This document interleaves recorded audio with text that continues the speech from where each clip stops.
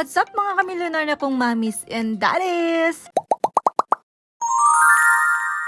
Usong-uso nga ngayon yung paglalakad ng pagganito, yung pa 0.5 challenge. Naapo. Kaya naman imbis nga na mag-taxi kami papuntang church, eto nga't naglakad na nga lang kami.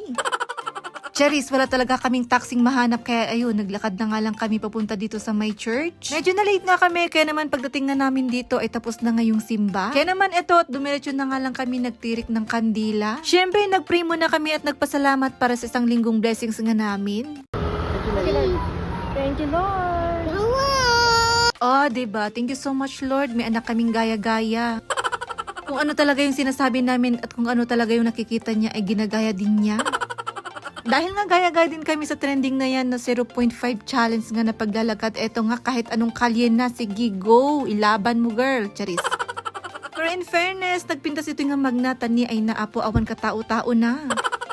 Pero dahil nga Sunday, syempre andito na naman kami kay Burnham. Mabuti na lang talaga at libre to dahil kung hindi ay naapo na lugi kami. Every Sunday ba naman nandito si Arkidandan. Nag-open na nga rin pala itong market encounter dito sa may Burnham. Kaso nga lang ay naapo wrongness yung dinaanan namin. Ito kami dinala ng aming mga paa sa may playground na naman ng mga bata. Abay no choice na naman kami kundi paspasukin dito si Arkidandan. Nay, very wrong na naman yung kanyang mga nilalaro. Ano yung mga laruan na meron siya, yun din naman yung mga nilalaro niya. Slide, talon-talon, ganun na laruan ay naapo madinamot kaya't agay ayam. Saka na nga lang siya naglaro doon nung patapos na nga yung kanyang oras ay naapo. Pero in fairness, nag-enjoy naman siya kaso nga lang bitin nga lang yung kanyang oras dahil nga 30 minutes nga ay 100 pesos. Syempre, 100 pesos lang ginuha namin imbag lang nga nakay ayam kasjay.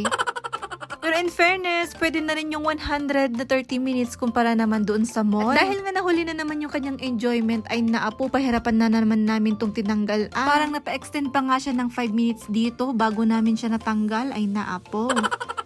So yun, pagkatapos nga siyang naglaro, ito tinakbo na nga namin siya dito sa may mga kainan. Ay napo, sayang yung 100 na pang-extend, ipangkain na lang namin. Kaya ayan, nag-take out na nga lang kami ng dinakdakan at saka ito ngang sisig. Kumuha nga rin kami nitong cheese puff at ito ngang french fries na para kay Arkidandan. Kaso nga lang, syempre, kami ang umubos. At dahil nga umiiwas kami ng soft drinks, ito nagbabaon na nga rin kami nitong Miracle Barley Juice at saka tubig. Alam nyo ba, magkaparehas lang yung presyo nitong Miracle Barley Juice at saka ngayong soft drinks. Kaya naman ito, nagbabaon na nga lang kami, at least mas healthy, mas safety pa nga. At isa pa nga sa nagustuhan ko dito sa Miracle Barley ay palagi nga niya akong pinagbabawas. Ako yung taong every other day yung pagbabawas. Pero simula nga nung umiinom na nga kami nito ay everyday na nga akong nagbabawas. Sa sobrang lamig nga rin ng Baguio ay nakakababa talaga siya ng immune system. Mabuti na lang talaga at umiinom na nga kami nitong Miracle Barley Juice at nakakatulong nga para palakasin yung aming immune system. Ayan, pagkatapos nga namin kumain ito, naglakad-lakad na nga kami at pinagpatuloy na nga namin yung aming 0.5 challenge walk. Charis.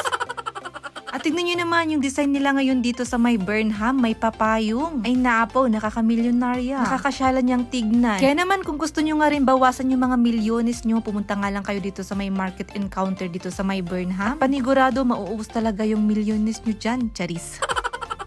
May pa-events nga rin dito sa may Melvin Jones at tignan nyo naman si Dati Dandan ay naapo nakikisayaw pa nga. Todo. Oh, diba? Iba rin talaga yung epekto ng dinakdakan at saka sisig. Makapasalamot gayam si ka. Syempre, pinasayaw din namin dito si Arkidandan ngamni ay naapo, puro naman tangu-tangu lang yung alam niya. Syempre, magpakita din daw ako, sabi ni Dandan, tani sayang daw yung OOTD kong butas-butas.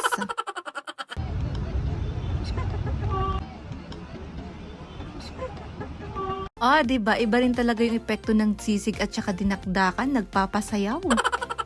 So yun, pagkatapos nga ng kalokohan namin, ito at nag-grocery na nga rin kami. Tani, awan ng tigatas ni Arkidandan. At pagkatapos namin nag-grocery, ito nga at pauwi na nga rin kami. Kaya naman, ito na lang muna for today's video. Thanks for watching. Thank you so much, Lord.